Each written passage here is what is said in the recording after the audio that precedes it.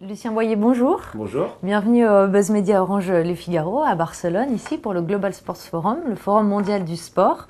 Donc vous êtes le directeur général et vous êtes surtout PDG de Avasport and Entertainment, qui organise donc cette grande réunion des acteurs du sport. Pour évoquer votre actualité, c'est le chiffre du jour 3, c'est la 3e édition du forum et c'est aussi le nombre de jours qu'il durera, puisqu'il commence le 9 et durera jusqu'au 11 mars. Alors vous réunissez des sportifs, des ONG, des fédérations, des représentants de marques. Qu'est-ce qui peut réunir des acteurs aussi différents ? Mais écoutez, vous savez que le sport commence à prendre une place de plus en plus centrale dans la société. Très longtemps, c'était une pratique de récréation ou un loisir à la télévision. C'est de plus en plus un levier d'influence et également un levier économique majeur. Et on le voit d'ailleurs quand il y a des grandes candidatures pour les Jeux Olympiques ou pour les Coupes du Monde, ou tout simplement quand il y a un match important qui se joue, ça intéresse tout le monde et surtout ça a une influence très considérable dans la vie des gens.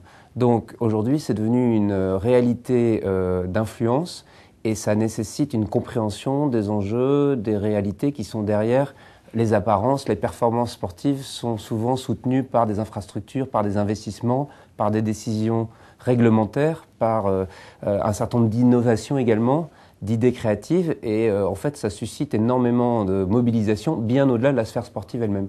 Donc l'idée du forum, c'est de se faire rencontrer les acteurs du sport, les décideurs du sport et les acteurs de la vie civile, économique, politique, académique, qui ont finalement un impact sur le sport ou qui sont influencés par le sport. Alors justement, la transformation du sport passe par les médias aujourd'hui.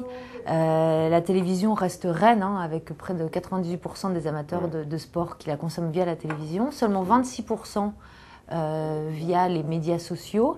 Est-ce qu'aujourd'hui, pour une marque, c'est vraiment intéressant d'investir sur ces médias sociaux que sont Facebook ou Twitter ? Aujourd'hui, les médias sociaux démarrent, si j'ose dire, leur implantation dans l'univers du sport, mais le web y est déjà de manière très très importante, plutôt peut-être par des sites d'information, parce que le sport c'est le live, c'est l'information dans tous ses détails, c'est aussi les statistiques, c'est la manière de mieux savoir ce qui se passe dans les coulisses. Ça, le web y apporte énormément d'enrichissement, même par rapport à la télévision elle-même. Mais les médias sociaux, c'est le contact des uns avec les autres. Or, le sport, c'est un lieu de communauté. C'est un agrégateur de communauté, c'est un catalyseur de passion qui rassemble des gens très différents autour d'une passion commune. Et grâce à ça, c'est un sujet de conversation. Et c'est un moyen fantastique pour les marques, pour revenir au point, d'associer leur engagement avec les consommateurs à travers des sujets extrêmement passionnants et qui vont prendre de plus en plus d'importance. Alors on parle aussi également beaucoup des smartphones. 50% des amateurs de sport aujourd'hui ne consultent pas leur téléphone portable pour s'informer sur le sport. C'est pourquoi ? C'est parce que ce n'est pas encore une plateforme fiable d'information ? Je pense que ça va venir très très vite. C'est une espèce d'apprentissage. Il y a une courbe d'apprentissage et c'est une nouvelle technologie, c'est des nouvelles habitudes. Mais on voit quand même que chez les plus jeunes, c'est devenu de plus en plus évident. Donc c'est une question de génération. Mais les générations, on ne parle pas de génération en années, on parle de génération en mois. Et qui correspond aussi à la qualité des appareils.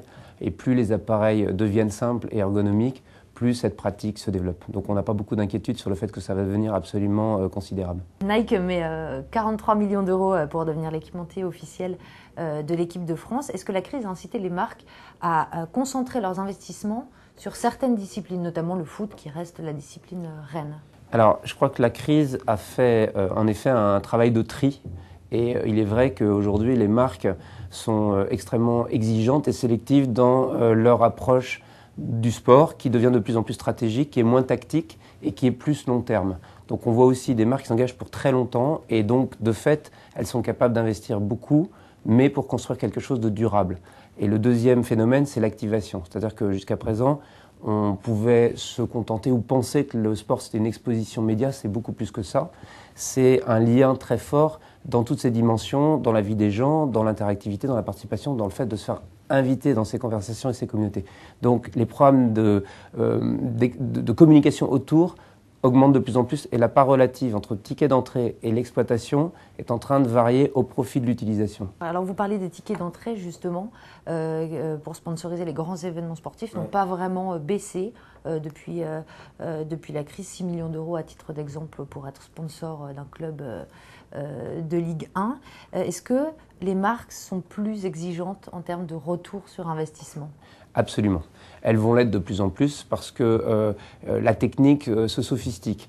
On peut de mieux en mieux mesurer et précisément les retombées qu'on en attend, qui sont d'ailleurs souvent des retombées d'ordre différent que simplement de l'exposition média. Hein. C'est des retombées d'image, des retombées d'influence, des retombées même sur les ventes et sur l'innovation produit ou l'innovation service. Donc c'est plus sophistiqué, c'est plus complet. Ça peut être plus cher et vous avez raison de rappeler que l'inflation des coûts continue et va sans doute continuer parce que la rareté est à la clé. Il n'y a pas deux FC Barcelona, il n'y en a qu'un. Et il a une personnalité particulière. Donc forcément, si une marque veut s'y associer, il y a des enjeux financiers. Mais en revanche, en face, il faut des contreparties. Il faut surtout une logique de collaboration. Alors, la marge brute de Havasport a progressé de 14% en 2010. On dit souvent que les années paires sont plus prolifiques en termes d'événements sportifs. On est en 2011, ça veut dire quoi? Ça veut dire une année plus difficile pour Havas? Aujourd'hui, il y a deux raisons au fait qu'on va continuer à croître même dans une année impaire. La première, c'est que ce mouvement est structurel, c'est-à-dire que dans la consommation quotidienne des gens, l'entertainment, dont le sport fait partie, est quelque chose qui devient de plus en plus important, et pour les marques en particulier. Donc on est sur un marché qui croît. Et deuxièmement, nous avons développé notre réseau à l'international. Et notre extension géographique qui s'est faite avec beaucoup de start-up est en train de prendre une maturité qui nous permet aujourd'hui d'être vraiment crédible pour des marques mondiales et d'avoir des clients au niveau international qui nous portent aussi en croissance. Et pour 2011, vous prévoyez une marge brute de combien? Pour 2011, on va aller chatouiller les 50 millions d'euros de marge brute. Contre 40 millions l'année dernière. Exactement. Lucien Boyer, merci. Et à demain pour un nouveau Buzz Media. Merci beaucoup.